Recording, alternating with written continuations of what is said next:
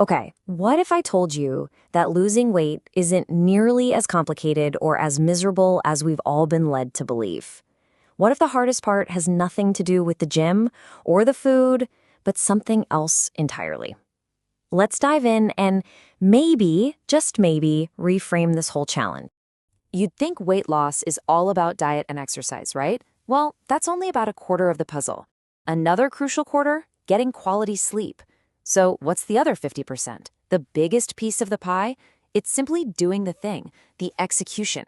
The real secret isn't finding some magical plan. It's just consistently showing up for the good enough plan you already have. And that's exactly where we have to start. Before you even think about counting a single calorie or stepping on a treadmill, you've got to win the battle in your own head. Seriously, this is the foundation for everything. If you get this right, success starts to feel, well, inevitable. So here's your 4-step playbook for that mental setup. It all starts with finding your spark, that initial jolt of motivation. But let's be real, that feeling fades. So you have to immediately channel it into step 2, setting a very specific, measurable goal. From there, you build a realistic plan. And finally, the part that's a total game changer, you engineer your environment so that following the plan is the easiest possible option. Just look at the difference here. This is so important. I want to lose some weight well, it's a nice thought, but it's powerless. There's no deadline, no target, no urgency. But I will lose 5 pounds by July 1st. Now that is a goal. It's something you can track. It forces you to make a plan. It's real. And that brings us to that last step, engineering your environment. It's all about making the healthy choice the lazy choice. You want to make it easier to grab an apple than it is to grab a cookie. It's not about willpower. It's about making the path of least resistance the one that actually leads you to your goal. All right, moving on. Your plan is set, your environment is prepped, but then life happens. What happens when you're out with friends and you find yourself staring down a menu at your favorite restaurant? You are going to face temptation and you need the right tools to win those little moments. So, you're there. You're looking at the menu. And that little voice in your head starts whispering to you. It's trying to get you to say 5 little words. Probably the most dangerous 5 words in all of dieting. Any idea what they are? There it is. One cheat meal won't hurt.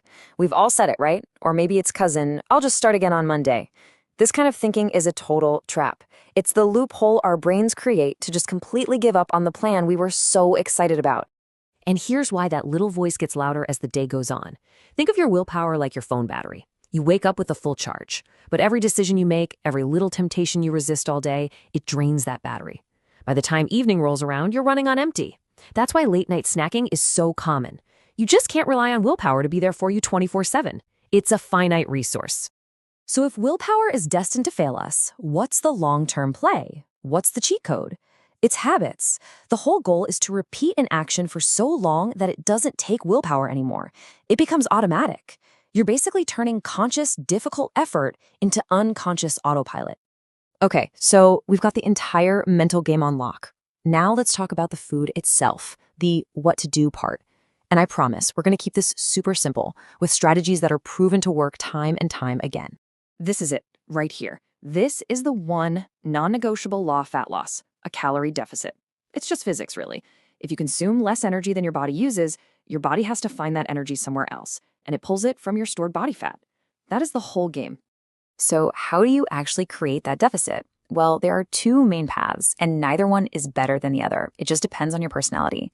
You can be the accountant, tracking every little thing with apps and scales. Perfect if you love data. Or you can be the intuitive and just focus on eating foods that are naturally filling, like protein and veggies. You don't count because it becomes really, really hard to overeat that stuff anyway. And this is the perfect illustration of why the intuitive approach can work so well. Take a look. 200 calories of Oreos versus 200 calories of strawberries. The Oreos, gone in 3 bites, and you'll probably be hungrier than when you started. The strawberries, that's a huge, satisfying bowl that will actually make you feel full. Same calories, totally different experience. That's the power of food volume. So for all you intuitives out there who hate counting, here are some quick wins. Drink a ton of water. Half the time you're just thirsty. Cut out liquid calories. Soda and juice just don't fill you up. Ask yourself if you're actually hungry or just bored before you snack. Make lean protein the star of every meal. Use smaller plates. It's a simple brain trick that works. And the most important one, if you slip up, just get right back on track with the next meal. Don't let it spiral. And that brings us to the final, and honestly, the most important phase of all. The goal is not to be on a diet. The goal is to make this last forever by changing how you fundamentally see yourself. And let's quickly circle back to our other key players, exercise and sleep. These aren't just bonuses, they are powerful accelerators. Exercise torches calories and builds muscle, which boosts your metabolism 24/7. And quality sleep? It's absolutely essential for regulating the very hormones that control hunger and fat storage. They make everything else we've talked about work so much better. This timeline, this is the journey. Everybody goes through this. At first, it feels impossible. It's a constant, conscious struggle. But you stick with it, and one day you notice, hey, this is getting easier. Then, a little while later, it's just what you do, like brushing your teeth. And that's when you know you're close to the finish line, when it's no longer something you do, but it's just a part of who you are. So we've gone from the mental game all the way to a new identity, and the main lesson is always that the biggest hurdle is just doing it. So let's forget the 5-year plan for a second. I'm just going to leave you with this one question.